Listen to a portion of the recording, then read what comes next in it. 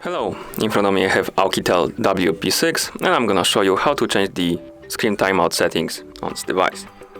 Let's start by opening the settings app. To do it, just tap on this icon right here.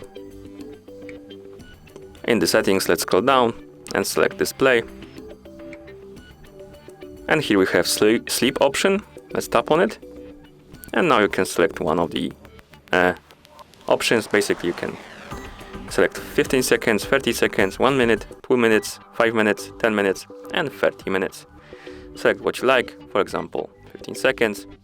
And now your screen will turn off automatically after 15 seconds of an activity. And that's how you change the screen timeout settings on this device. Thank you for watching.